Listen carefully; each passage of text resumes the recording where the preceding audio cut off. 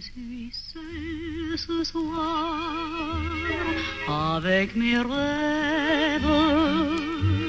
Je suis seule ce soir sans ton amour. Le jour tombe, ma joie s'achève, tout se brise dans mon cœur lourd. Dans le monde entier, des millions de femmes attendent des hommes qui ne reviendront peut-être jamais. Des centaines de milliers de femmes françaises attendent un absent, qu'il soit prisonnier, déporté, exilé, clandestin. Pour se vêtir, se chausser, on doit se contenter d'ersatz. J'aime le tap-tap des semelles en bois. Ça me rend gai, ça me rend tout, je ne sais quoi. Lorsque j'entends ce rythme si bon, dans mon cœur vient comme une chanson. Pour manger, on se débrouille comme on peut. Les maigres rations des tickets de ravitaillement nécessitent des queues interminables. Alors il y a le marché noir, mercantile ou familial. D'accord, j'aurais pu me montrer plus prévoyant. D'accord, j'aurais dû faire des stocks au bon moment. D'accord, je n'ai plus rien du tout dans mes placards. D'accord, je suis un pauvre type, un naïf, un jobard. Mais j'ai toujours de l'amour quand mon cœur je garde en cachette. Au marché rose, je l'achète. Le marché rose a aussi des clients vert de gris et se noue des idylles que le patriotisme, sinon la morale, réprouve. Qu'il l'aimait tant, je le trouvais le plus beau de Saint-Jean. Je restais grisée, sans volonté, sous ses baisers. Cette forme particulière de collaboration est l'objet de couplets vengeurs de la part des hommes des premiers maquis. On a reproché à tous nos poilus de n'avoir pas gagné la guerre. Ils ont répondu qu'ils étaient vendus, pourtant on ne les a pas crus. Pourtant rien de plus facile, à titre de renseignement. On peut voir partout en ville ces vaches au bras des Allemands. La valse des vaches dans la nuit, qui vont pour gagner un marque, vendre leur corps à l'ennemi, pendant que leurs maris, leurs frères sont là-bas, crevant de misère. Et voilà, c'est la guerre. Avec les restrictions de circulation et malgré le couvre-feu, les cinémas font fortune. Cependant, la BBC conseille le boycott des films allemands. Boycotter les films allemands. Pas un sou pour les films allemands. Tu vas au ciné ce soir.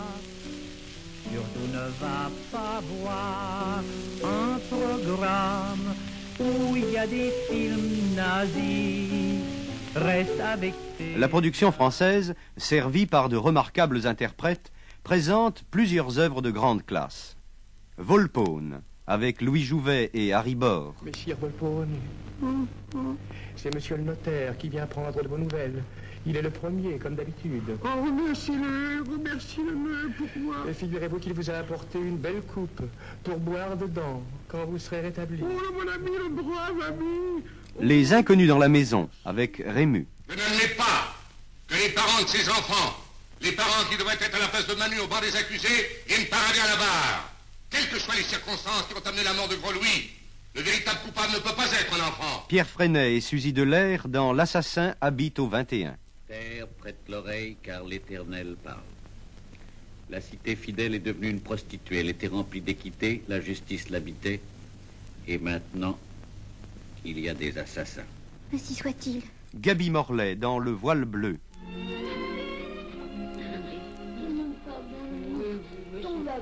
Mais non, je m'en veux pas, ma chérie, mais non, je reste, va. Alors, tu vas te coucher bien gentiment. Va, va. Va, c'est fini. T'en vas pas, Loulou. Non, monsieur. T'en vas pas. Arletty, dans Les Visiteurs du soir. Tant que ça passe le temps, lire mort. Si j'en avais, ça m'aiderait peut-être à vivre. Tu ne crois pas? Mais pourquoi en aurais-je? Les hommes m'ont aimé, comme ils disent dans leur langage fleuri. Je me suis laissé faire. Est-ce ma faute s'ils pleuraient et abandonnaient tout pour moi, même leur vie? Le Corbeau avec Ginette Leclerc et Pierre Freinet. Je ne suis pas le Corbeau. Je te le jure sur le petit que je porte. Ah non, Denise, pas ça, je vous en prie, un peu de pudeur. Je vous ai vu écrire. C'est la première fois. Je n'osais pas avouer la vérité en face. Alors j'ai voulu vous envoyer une lettre. Et c'est devant le papier que l'idée m'est venue d'imiter l'écriture du Corbeau. L'éternel retour avec Jean Marais et Madeleine Sologne. Je m'appelle Nathalie. J'ai 22 ans. Moi j'ai 24 ans. Je m'appelle Patrice. La relève a échoué. Les Allemands entreprennent des réquisitions massives et arbitraires. Pour les freiner, Pierre Laval décrète le service du travail obligatoire, le STO. J'ai décidé d'appeler la classe 1942 sans aucune exemption. Ce sont d'abord les jeunes qui partiront. Ils appartiennent à toutes les classes de la société. Ainsi, le principe de l'égalité sera respecté. Il en est, jusqu'à ce jour, qui se sont dérobés à leurs devoirs. Il en est d'autres qui sont tentés d'imiter leur exemple. Aux uns et aux autres, je dois parler en langage net. Des instructions ont été données et des mesures rigoureuses seront prises, même contre leur famille ou des tiers, s'ils sont complices, qui les mettront dans l'impossibilité de se soustraire longtemps encore à un devoir qui s'impose à tous. 3 classes jeunes sont requises. Et il est précisé que tous ceux de la classe 1942 feront leur STO en Allemagne. Laval apparaît donc aux yeux des Français comme le recruteur du travail forcé pour l'Allemagne. Pierre Laval est ministre, nommé par les Allemands, pour faire leurs affaires et la traite des Blancs. Pour faire leurs affaires et la traite des Blancs, il veut tous qu'on s'en aille là-bas chez les Allemands. Le Gauleiter Sauckel, chargé du recrutement de cette main-d'œuvre étrangère, précise les rôles des peuples européens. Die Rollen für den Wiederaufbau Europas klar verteilt. Deutschland muss kämpfen und Blut opfern und wir erwarten von den übrigen Völkern Europas, dass sie uns endlich verstehen. Malgré les bombardements incessants, malgré la mobilisation des ouvriers allemands, Albert Speer réussit à porter à son maximum la production de guerre du Reich. Von Jahr zu Jahr ein stetes Absinken unserer Rüstung aus Mangel an Rohstoffen. Demgegenüber kann ich heute feststellen, dass die deutsche Rüstung von Jahr zu Jahr gestiegen ist und im Mai 1943 auf allen Gebieten Rekordhöhe erreicht hat. Dans les pays occupés, le monde ouvrier tente parfois de résister par le sabotage, la grève. Mais la répression est immédiate, comme le souligne en Hollande le commissaire du Reich, Arthur Seyss-Inquart. Es hat keinen Generalstreik gegeben. Jedenfalls ist etwas klar. Heute muss jeder wissen, wie ernst die Situation ist. Bei einem Versuch, die Ordnung hier in dem Lande zu stören.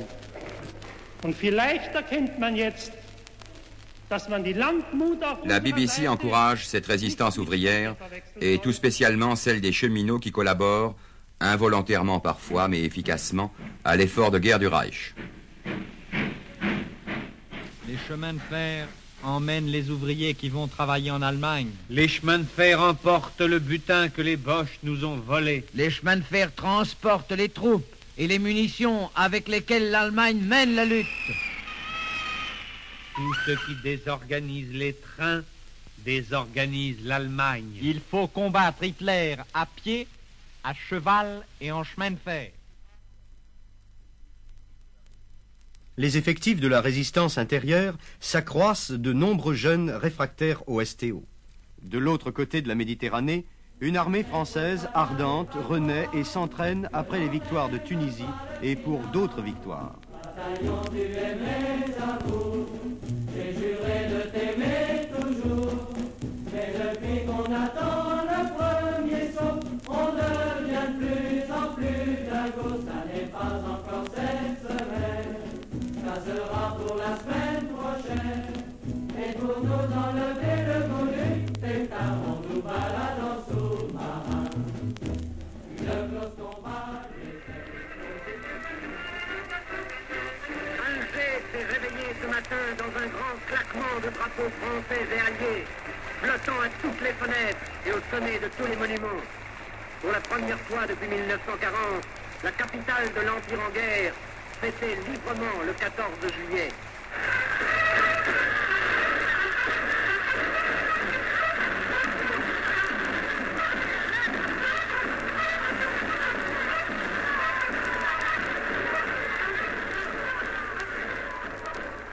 Voici les zouaves et les tirailleurs. La foule d'acclame, écoutez. Pour les Allemands, la réalité quotidienne n'est plus faite des fanfares, des communiqués de victoire. Maintenant, ce sont les sirènes d'alerte et les bombardements massifs.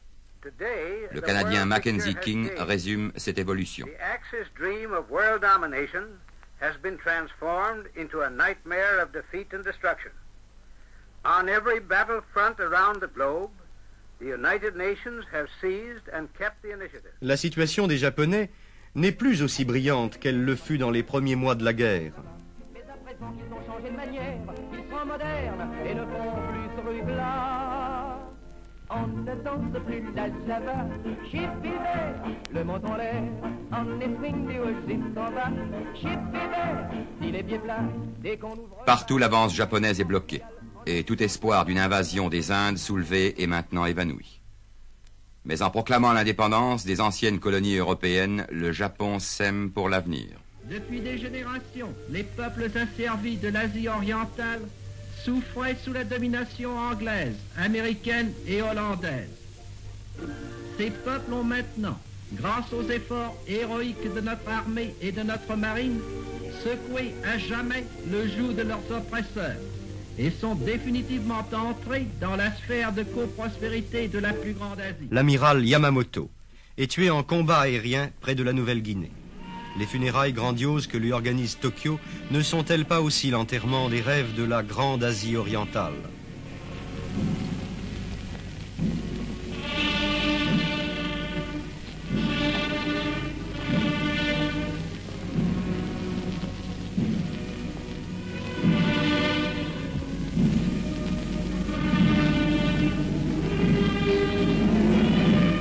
Cela ne signifie pas que les Japonais se reconnaissent vaincus. On en est fort loin.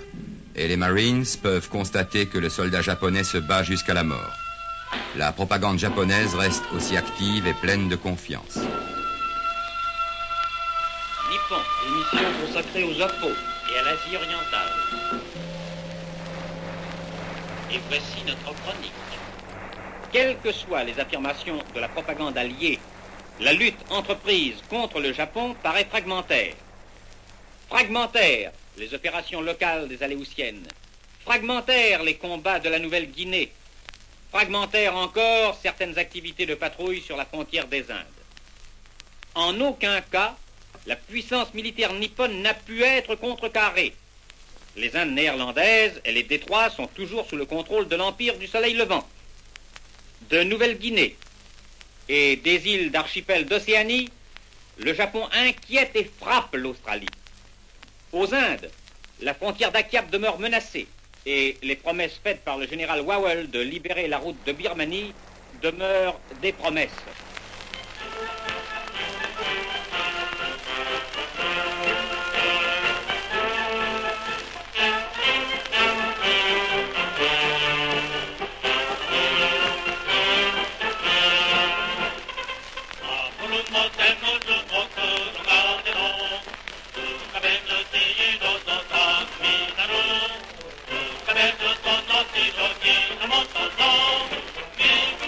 Yo,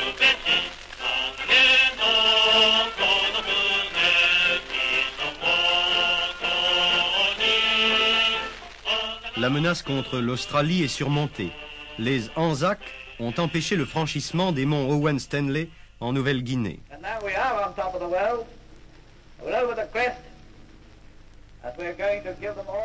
Quant aux Américains, 6 mois de durs combats ont été nécessaires pour qu'ils contraignent les Japonais à évacuer Guadalcanal en février 1943.